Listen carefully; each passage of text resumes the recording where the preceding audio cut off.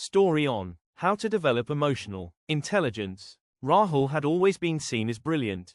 He solved problems quickly and made decisions without hesitation. But when it came to people, things were never as smooth. His team respected his mind, but they rarely opened up. Meetings were quick, technical, and cold. Conversations felt like transactions, not teamwork. He didn't think much of it until the day Asha resigned. Her message was clear and quiet: "You don't listen." That line echoed inside him. That night he stared at the ceiling for hours. He wasn't angry, just confused. He thought he was doing everything right. He opened his laptop and searched, "Why do good leaders lose good people?"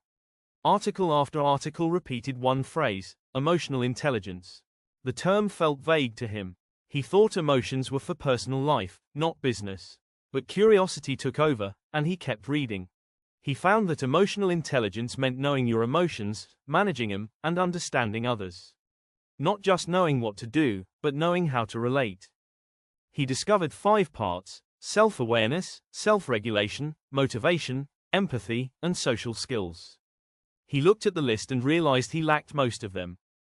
Rahul felt something shift in his chest. He wasn't a bad person, but he hadn't been paying attention. He decided to change. He bought a journal and labeled the first page, "Feelings I Never Noticed."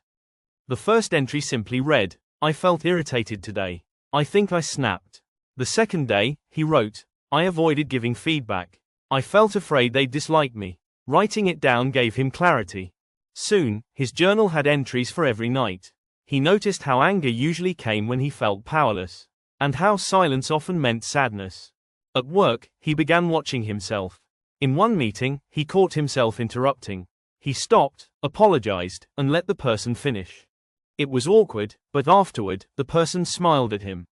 That smile stayed with him. Maybe this emotional stuff mattered more than he thought. One morning, he paused before replying to an email that made him angry. He closed the draft, went for a walk, and came back calmer. He practiced the pause in conversations. 10 seconds of silence before responding. It gave him space to think. It gave others space to breathe.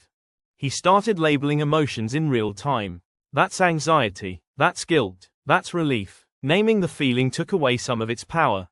His self-awareness grew with each passing week. It wasn't loud growth, but slow and steady. He felt more in control, less reactive. Now that he could notice emotions, he worked on handling them.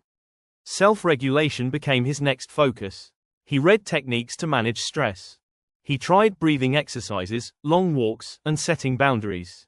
He realized that emotions didn't disappear, they moved through when given room. A teammate once criticized his leadership. Before, he would have defended himself. Now, he simply said, "I didn't realize you felt that way." The conversation that followed was tough, but honest. And afterward, something shifted. The teammate trusted him more. He looked at motivation next. He asked himself, "Why do I work?" It wasn't just about money anymore. It became about growth, connection, impact. He started setting goals that weren't about performance numbers. Goals like, mentor someone, or create a safe space for discussion.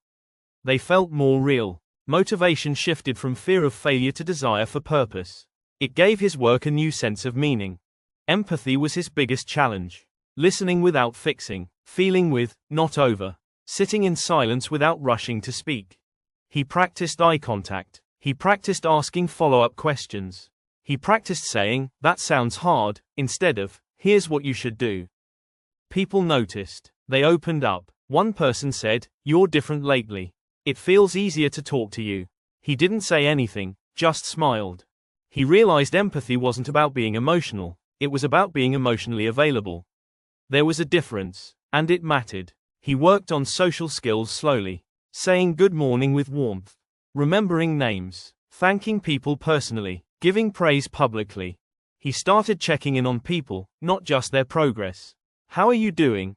became a genuine question. And he waited for the real answer. Relationships shifted. People leaned in. Tension turned into trust. The office felt more alive, less transactional.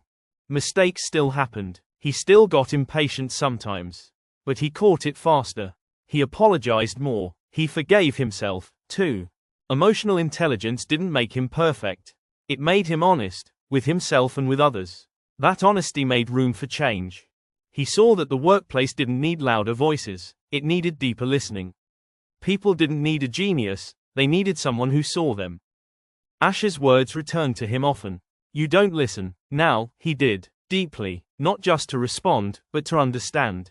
Months passed. The team grew stronger, collaboration improved, feedback flowed both ways. People started smiling in meetings again.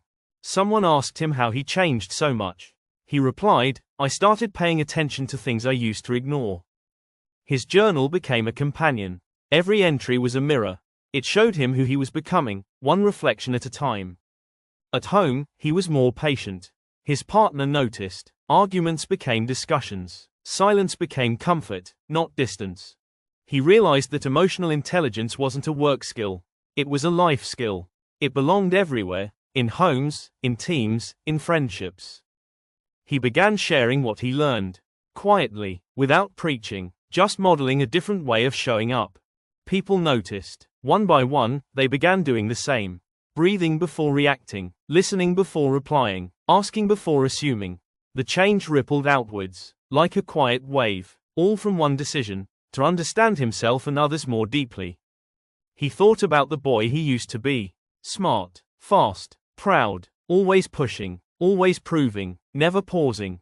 Now, he paused, often, long enough to feel, long enough to notice, long enough to care. This was just the beginning.